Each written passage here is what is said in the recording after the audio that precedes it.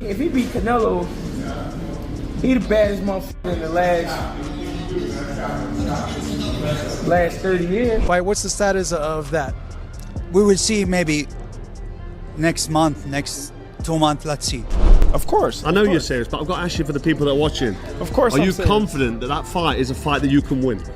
Well, I'm always confident that I can win any fight that I step foot in. After months of uncertainty and ongoing drama, it seems the long-awaited fight between Terence Crawford and Canelo Alvarez might finally become a reality.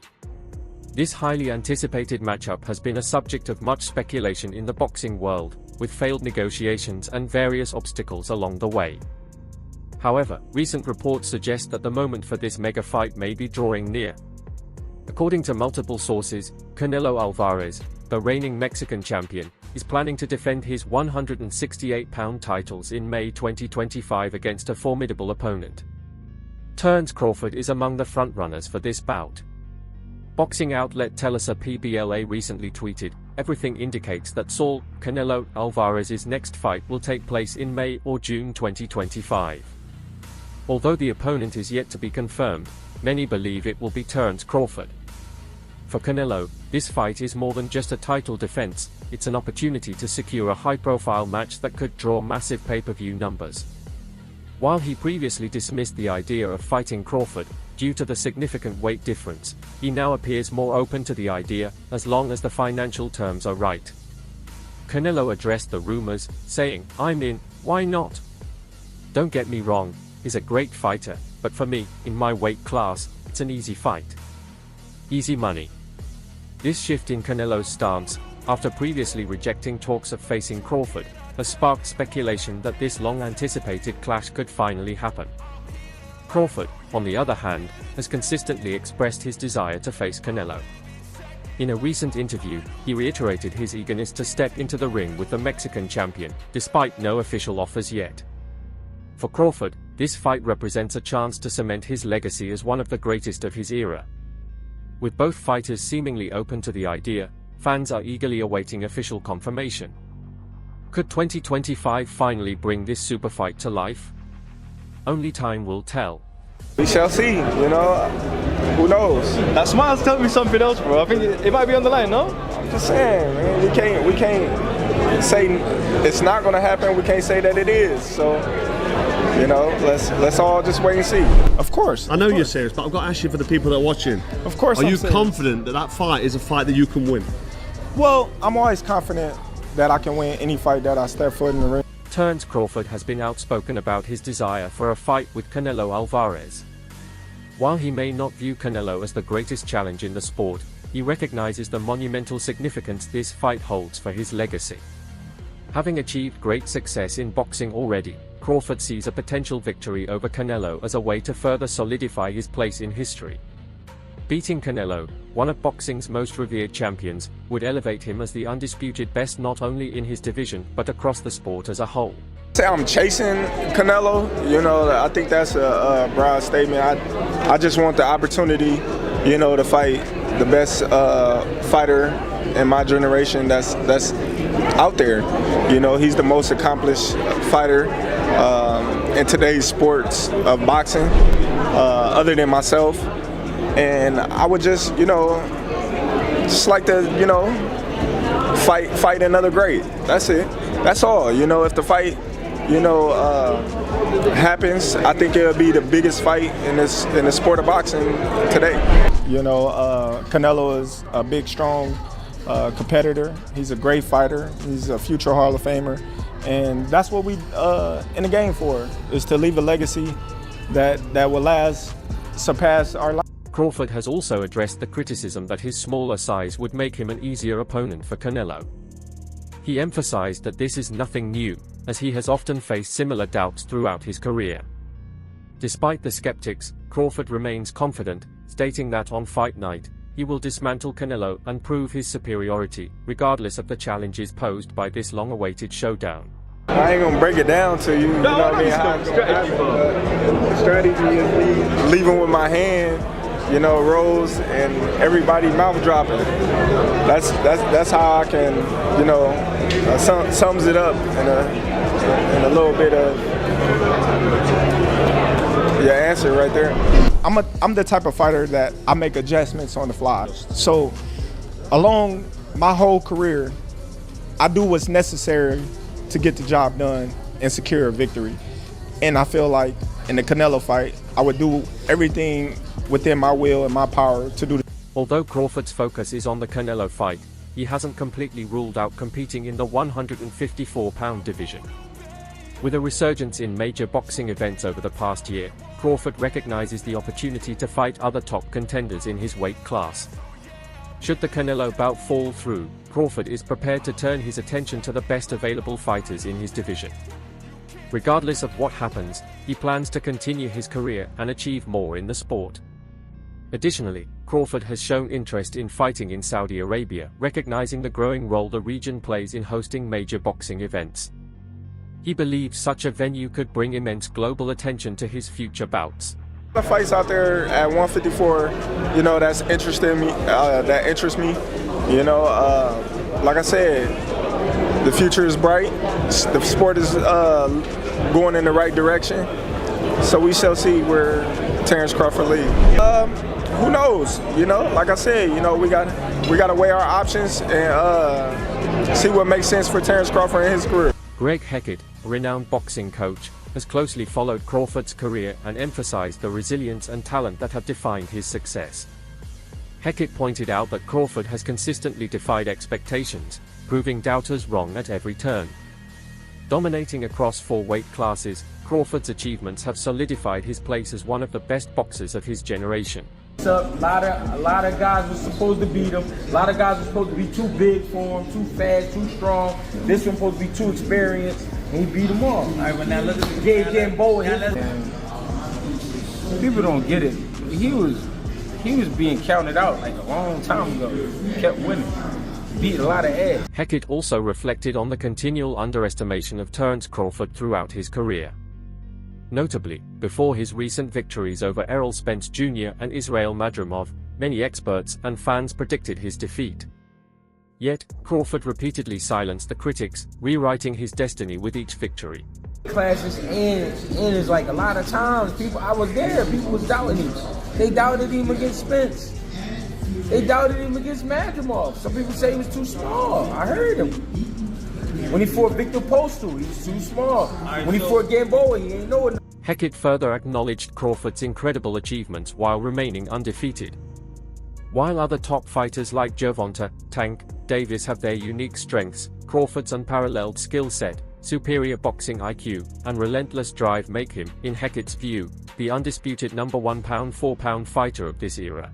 I'm saying Bud punching on shit at 35, 40, 47, and just won a belt at 54. All right, so you champion at 35, undisputed at 40 and 47, right?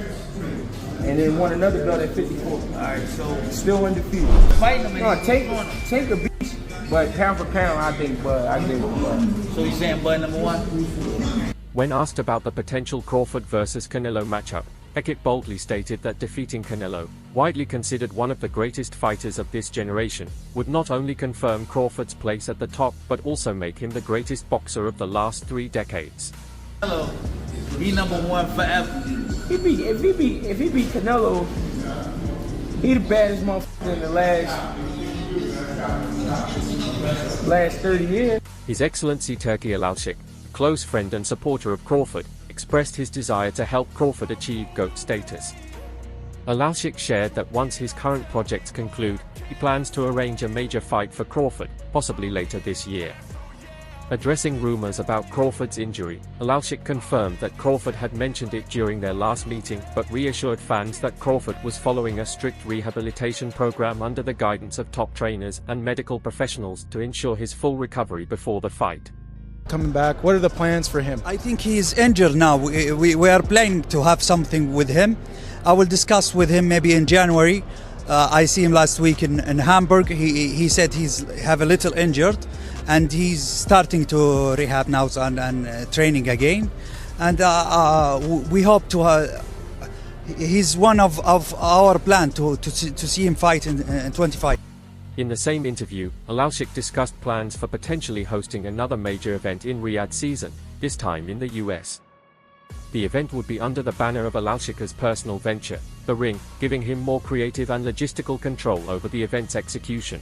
It is in the plan, but not Riyadh season, because maybe the ring, because there is separate things. The ring is my private equity, and Riyadh season is different.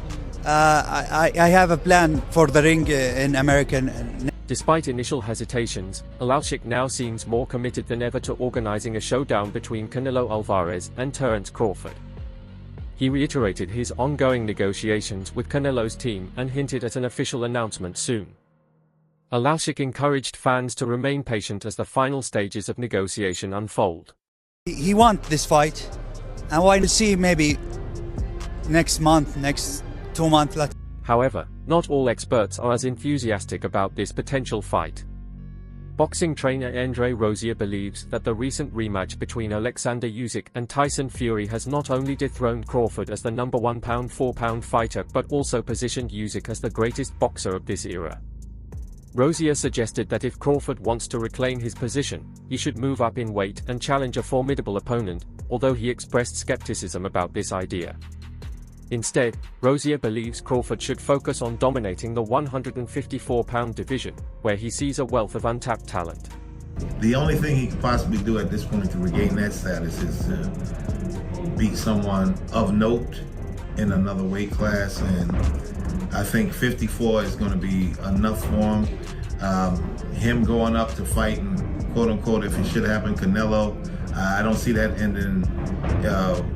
ending well. It's just too much and too far to go, but that's what it would. Rozier elaborated on his concerns about Crawford moving up in weight, arguing that it could be a risky move that might backfire. He suggested Crawford should solidify his legacy by becoming the undisputed champion at 154 pounds, a division often overlooked despite its depth. Well, yeah, I mean, of course, but in the weight class that he's in now, 154, there's enough smoke there where every fire department in New York would have to come out to put that flame out. It's a lot of smoke at 154. So I'd like to see him take control of that. I'd give him flowers for becoming undisputed at 54 also.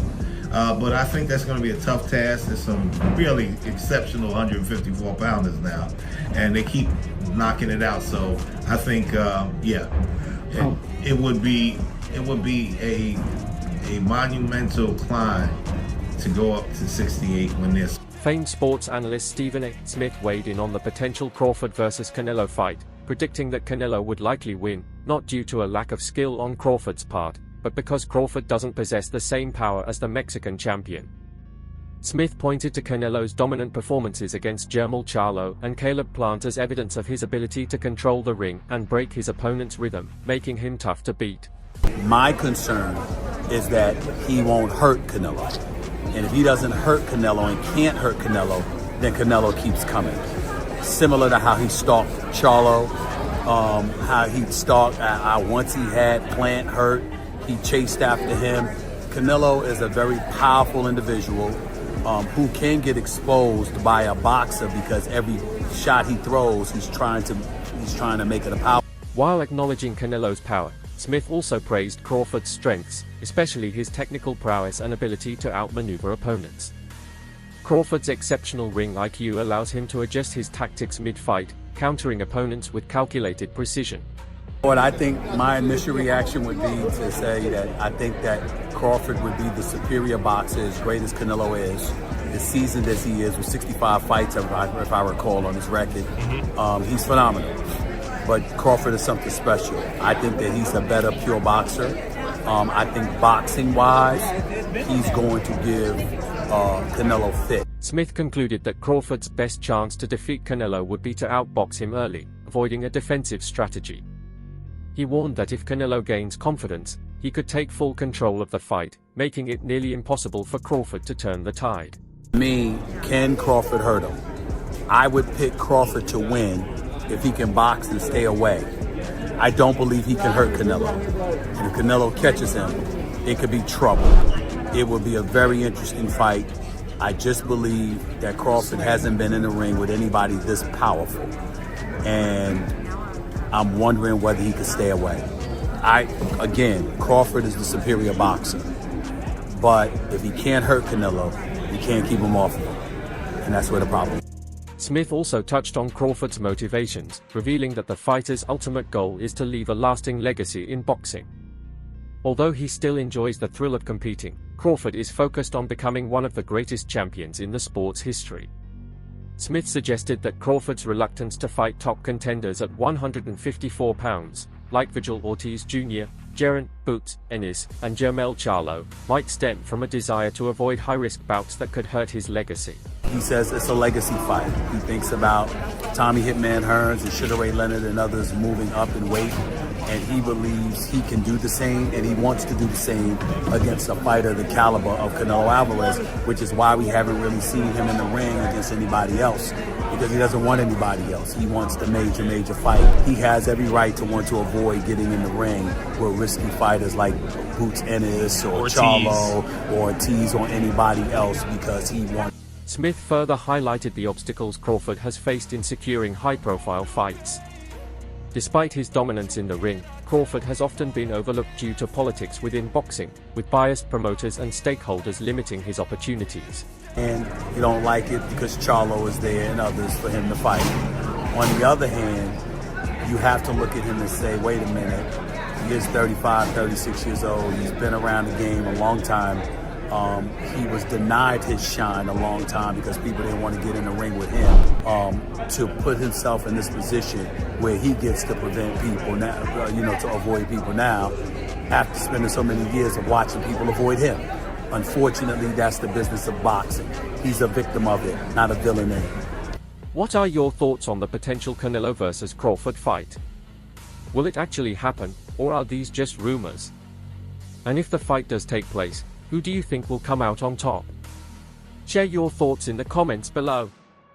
If you enjoyed the video, don't forget to like and subscribe to our channel.